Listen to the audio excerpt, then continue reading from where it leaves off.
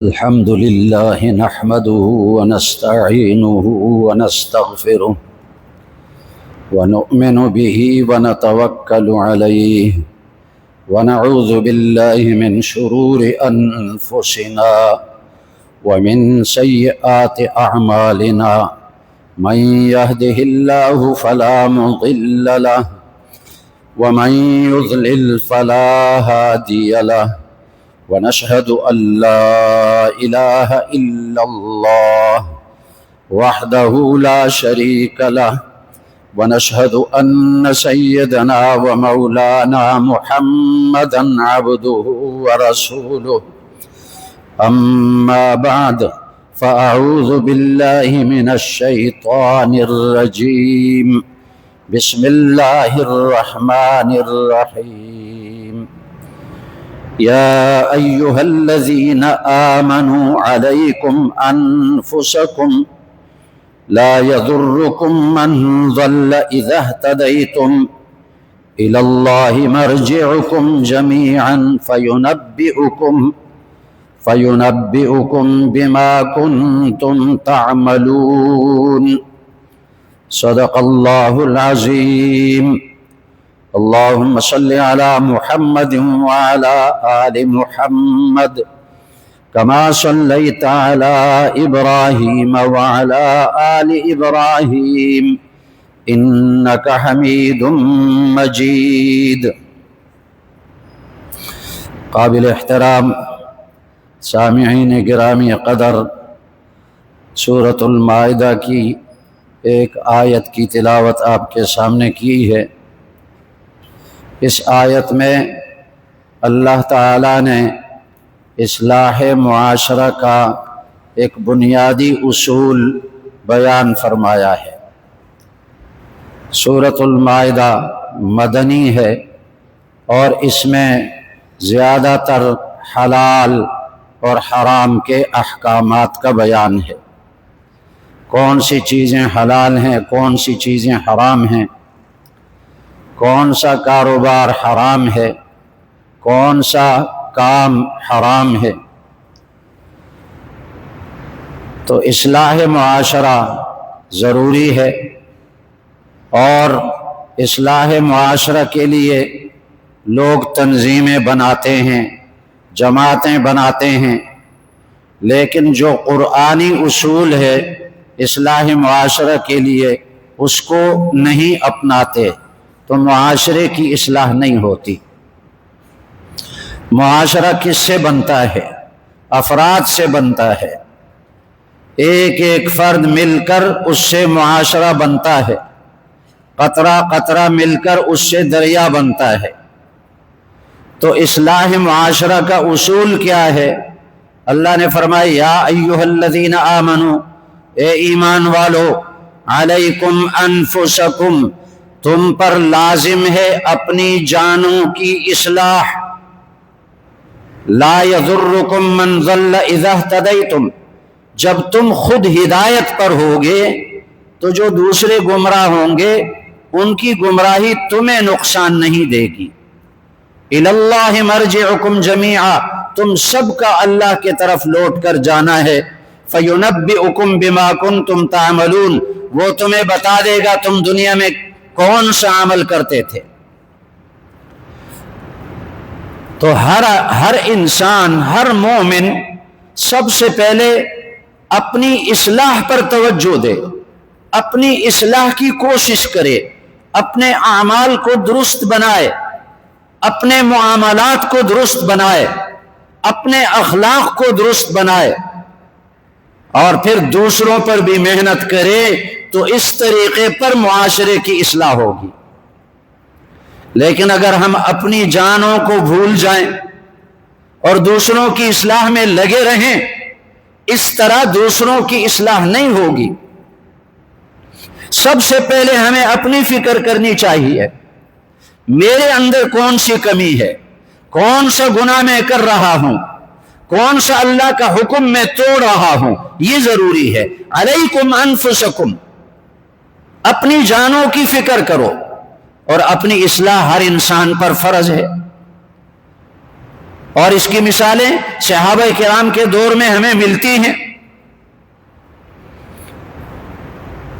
واقعات ہیں حدیث میں کہ ابو بکر صدیق رضی اللہ تعالیٰ عنہ اپنے گھر سے نکلے، باہر دیکھا راستے میں حنظلہ رضی اللہ تعالیٰ عنہ بیٹھے ہوئے ہیں، پریشان بیٹھے ہوئے ہیں، سر جھکایا ہوا ہے، کچھ سوچ رہے ہیں، گہری سوچ میں پڑے ہوئے ہیں۔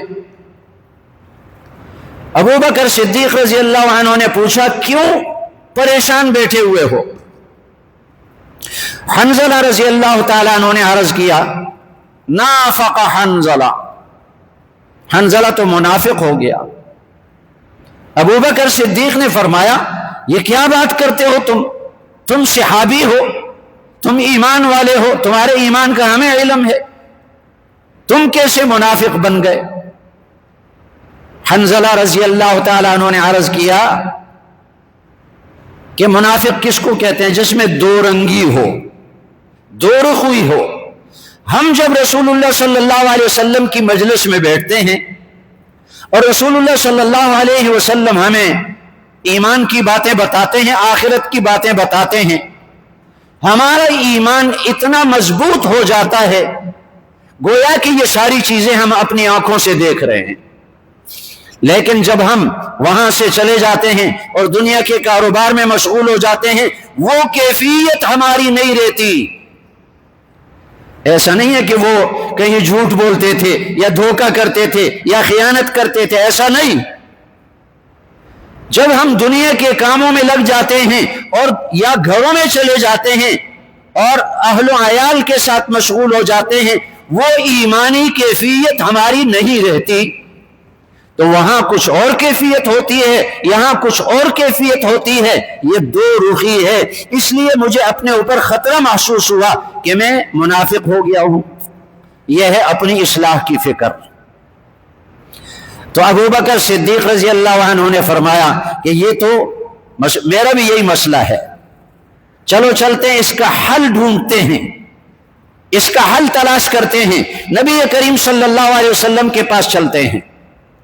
رسول اللہ صلی اللہ علیہ وسلم کے پاس دونوں حاضر ہوئے اور حضرت حنظلہ نے اپنی بات عرض کر دی، یا رسول اللہ ہم آپ کی مجلس میں ہوتے ہیں، آپ جنت دوزخ کے تذکرے کرتے ہیں، ہمارا ایمان اتنا کامل ہو جاتا ہے جیسے یہ ساری چیزیں ہم اپنی آنکھوں سے دیکھ رہے ہوتے ہیں، لیکن جب آپ کی مجلس سے ہم چلے جاتے ہیں، کاروبار میں لگ جاتے ہیں، وہ ایمانی کیفیت نہیں رہتی۔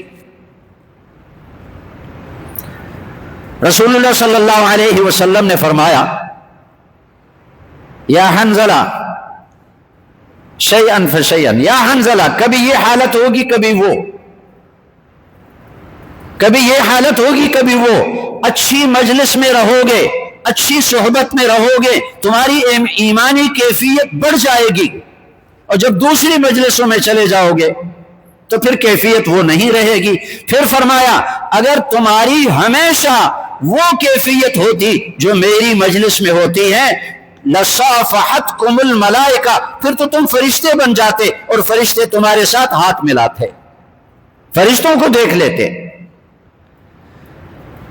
انہوں نے شکایت کیا کی حضرت حنظلہ کی کہ وہ کیفیت ایمانی جو رسول اللہ صلی اللہ علیہ وسلم کی مجلس میں ہماری ہوتی ہے، وہ کیفیت باہر جا کر نہیں ہوتی، اس کی شکایت کی۔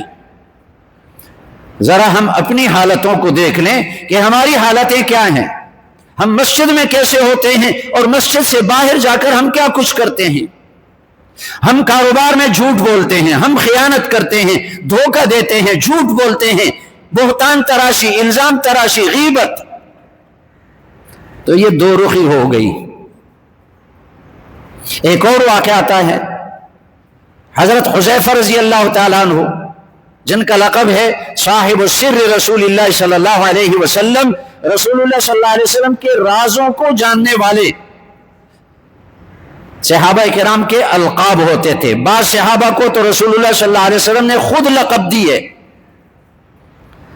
ابو بکر صدیق رضی اللہ عنہ کو لقب دیا ارحم امتی بامتی، یہ میری امت میں سب سے زیادہ میری امت پر رحم کرنے والا ہے۔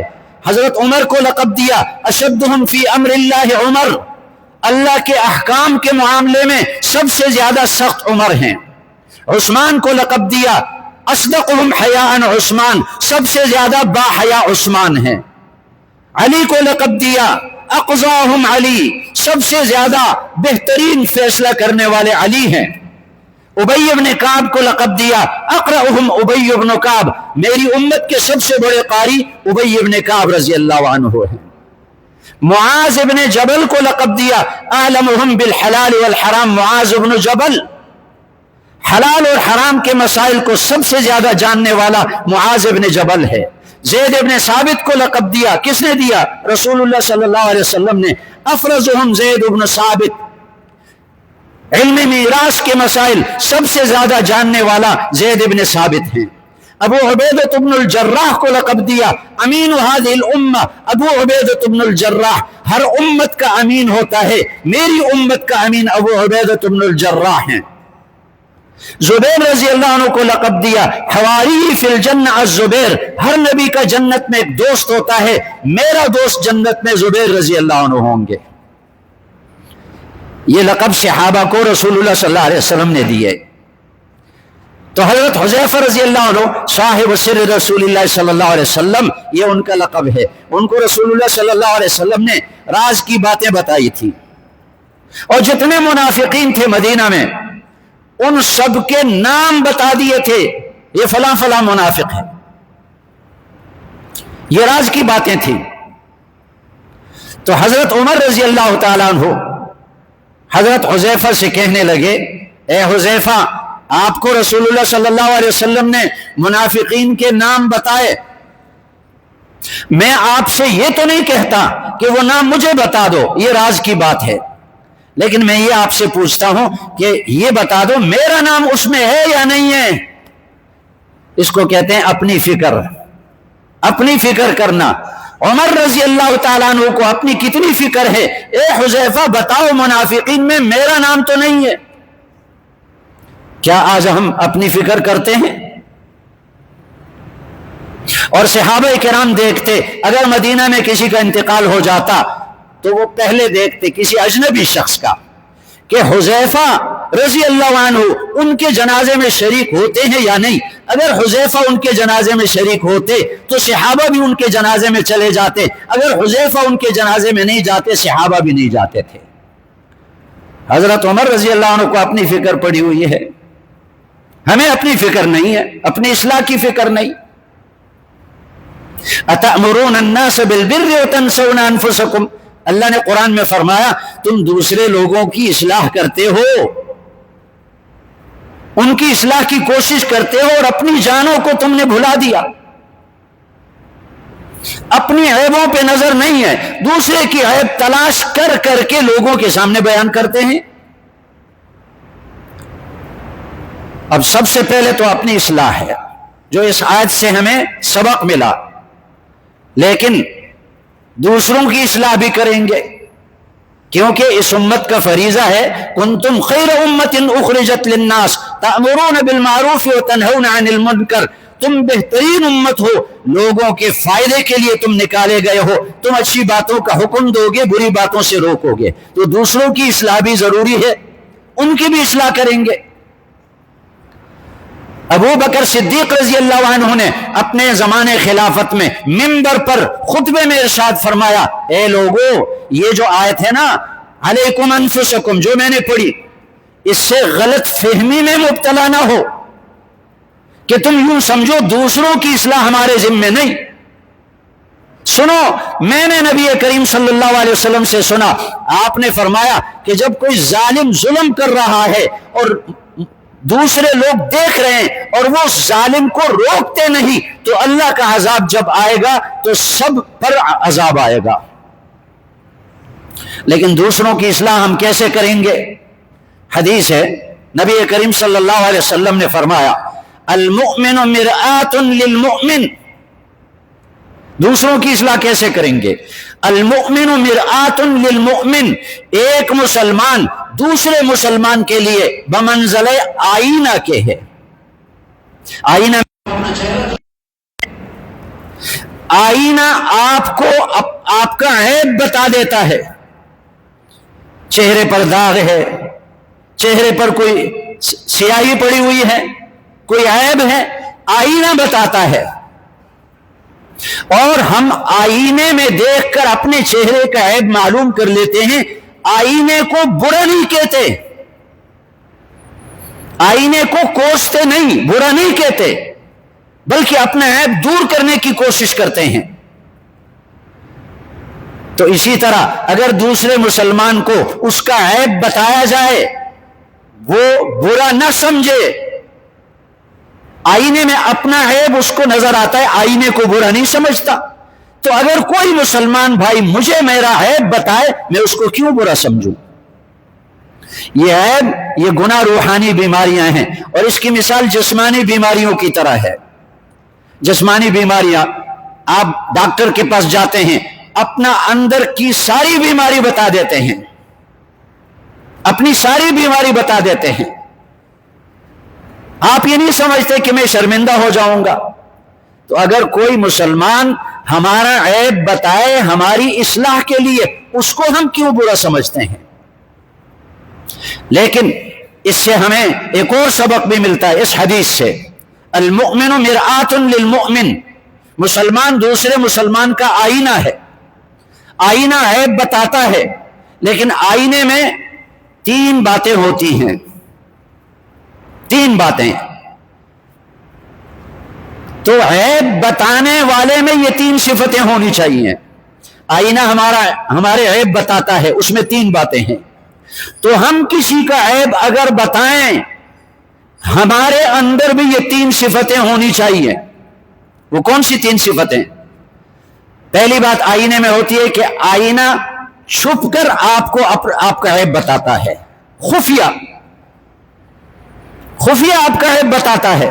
تو ہم بھی کسی مسلمان کی اگر اصلاح کریں گے، اس کا عیب جو اس کے اندر ہے وہ خفیہ بتائیں گے، چھپ کر اس کو بتائیں گے۔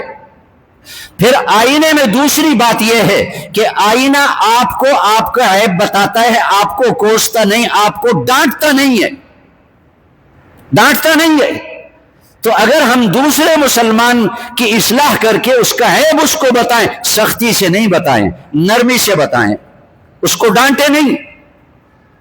کہیں ڈانٹ بھی پڑنی پڑتی ہے، اپنی اولاد کی اصلاح میں ڈانٹنا بھی پڑتا ہے، اپنے شاگردوں کی اصلاح میں ڈانٹنا بھی پڑتا ہے، لیکن عام مسلمانوں کے لیے ہم آئینہ کی طرح رہیں، اس کو ڈانٹے نہیں، نرمی کے ساتھ اس کا عیب اس کو بتائیں۔ اور تیسری بات آئینے میں کیا ہے، ذرا غور سے سنیں۔ تیسری بات آئینے میں کیا ہے؟ آئینہ آپ کو آپ کا عیب بتاتا ہے، لیکن آپ کا عیب آئینہ دوسروں کو نہیں بتاتا۔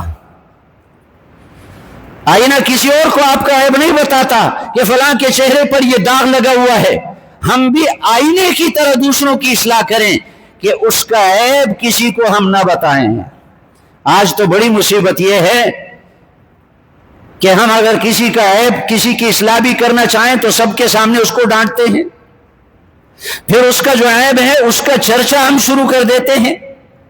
اس طرح اصلاح نہیں ہوگی۔ المؤمن مرآۃ للمؤمن، ایک مسلمان دوسرے مسلمان کے لیے آئینہ ہے۔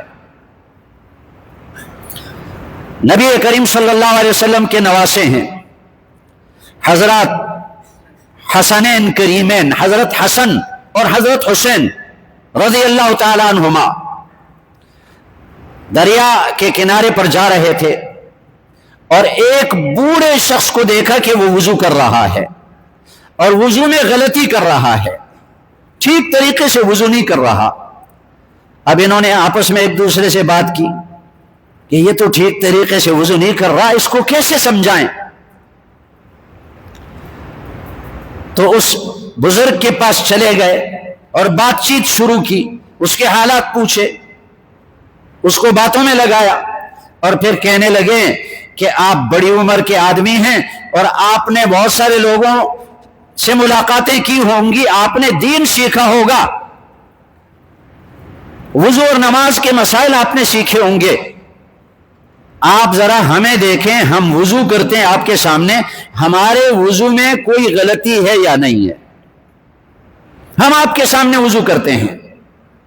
جب انہوں نے وضو کیا اور وہ بزرگ ان کو دیکھنے لگے، ان کو احساس ہوا کہ غلطی تو میرے وضو میں ہے۔ یہ ہے اصلاح کا طریقہ۔ تو اصلاح معاشرہ میں سب سے پہلے ہم نے اپنے کردار کو درست کرنا ہے اور پھر دوسروں کی اصلاح آئینے کی طرح کرنی ہے۔ میں ایک واقعہ عرض کر دیتا ہوں، اس میں ہمارے لیے بڑا سبق ہے کہ آج دین کیوں نہیں پھیل رہا، اصلاح کیوں نہیں ہو رہی لوگوں کی، ہم نے اپنی اصلاح نہیں کی ہوئی۔ اگر مسلمان ٹھیک ہو جائیں تو یہ مسلمان جہاں بھی جائیں دین پھیلائیں گے۔ کوئی یہودی ان کو دیکھے وہ بھی ان سے متاثر ہوگا، کوئی ہندو ان کو دیکھے وہ بھی متاثر ہوگا، کوئی عیسائی ان کو دیکھے وہ بھی متاثر ہوگا۔ مفتی الہی بخش کاندہلوی رحمہ اللہ، پرانے بزرگ گزرے ہیں ہندوستان میں، ان کے وہاں ایک گاؤں میں ایک پلاٹ پر ایک زمین کے ٹکڑے پر جھگڑا ہوا دو آدمیوں کا، ایک مسلمان اور ایک ہندو۔ مسلمان نے دعویٰ کیا یہ زمین میری ہے، ہندو نے دعویٰ کیا یہ زمین میری ہے۔ اب ان کے پاس گواہ نہیں ہے، کسی کے پاس گواہ نہیں، اور انگریز کی حکومت ہے۔ تو مسلمان نے یہ سوچا کہ میں اپنے مسلمانوں کی حمایت کیسے حاصل کروں گا تاکہ سارے مسلمان میرے ساتھ ہو جائیں، میرا ساتھ دیں اور یہ مقدمہ میں جیت جاؤں، یہ پلاٹ مجھے مل جائے۔ اس مسلمان نے اعلان کر دیا کہ اگر یہ پلاٹ مجھے مل گیا تو میں اس پر مسجد بناؤں گا۔ جب یہ اعلان کیا تو سارے مسلمان اس کے ساتھ ہو گئے، مسجد بنائے گا۔ ہندو نے اعلان کیا اگر یہ پلاٹ مجھے ملا تو میں اس پر مندر بناؤں گا، تو سارے ہندو اس کی حمایت میں ہو گئے۔ اب ہندو اور مسلمان دونوں فریق کچہری میں چلے گئے اور انگریز جج ہے اس کے سامنے پیش ہوئے اور دونوں نے اپنا دعویٰ کر دیا۔ مسلمان نے کہا یہ پلاٹ میرا ہے، ہندو نے کہا یہ زمین میری ہے۔ وہ جج حیران ہوا کہ اس میں کیا کروں، سارا گاؤں آیا اور مسلمانوں کی بھی ایک بڑی جماعت ہے، ہندوؤں کی ایک بڑی جماعت ہے، اور کسی کے پاس کوئی گواہ نہیں ہے، اور اگر اس کو اسی طرح چھوڑ دیا جائے تو بڑی لڑائی ہوگی، جھگڑا ہوگا، اس میں کیا کیا جائے۔ اس انگریز جج نے کہا کہ تم ایسا کرو کہ آپس میں صلح کر لو اور کسی بڑے بزرگ کو لے آؤ، بڑی عمر کے آدمی کو، اس کو پتا ہوگا کہ یہ زمین کس کی ہے، وہ بتائے گا۔ ہندو کہنے لگے کہ مفتی الہی بخش کاندہلوی رحمہ اللہ بڑی عمر کے ہیں اور مسلمانوں کے بڑے عالم ہیں، مفتی ہیں، وہ فیصلہ کریں گے۔ مسلمان خوش ہو گئے، چہرے کھل گئے کہ ویسے بھی ہم نے اس زمین پر مسجد بنانی ہے اور اب فیصلہ بھی مفتی الہی بخش نے کرنا ہے، مسلمان عالم دین نے فیصلہ کرنا ہے اور وہ ہمارے حق میں فیصلہ کرے گا۔ یہ ہو ہی نہیں سکتا کہ وہ ہندوؤں کے حق میں فیصلہ کرے، مسجد ہم نے بنانی ہے۔ انگریز جج نے تاریخ دی، فلاں تاریخ کو پیش ہو جاؤ۔ اب اس تاریخ کو مسلمان بھی آ گئے، ہندو بھی آ گئے، مفتی الہی بخش کو بھی لایا گیا، بوڑھے ہیں سارے سے ان کو لایا گیا عدالت میں، کچہری میں، اور جج نے کہا کہ یہ آپ کے فیصلے پر راضی ہیں دونوں فریق۔ مفتی الہی بخش صاحب نے کیا فیصلہ کیا کہ مجھے کل قیامت کے دن اللہ کے سامنے پیش ہونا ہے، اللہ کو جواب دینا ہے، اگر میں نے غلط بات کی تو اللہ کو کیا جواب دوں گا۔ علماء دیوبند نے انگریز کے خلاف جتنا جہاد کیا اتنا اور کوئی نہیں کر سکا۔ شیخ الہند محمود حسن رحمہ اللہ، حسین احمد مدنی رحمہ اللہ، قاسم نانوتوی رحمہ اللہ، انہوں نے انگریزوں کے خلاف جہاد کیا لیکن یہاں مسئلہ کیا ہے؟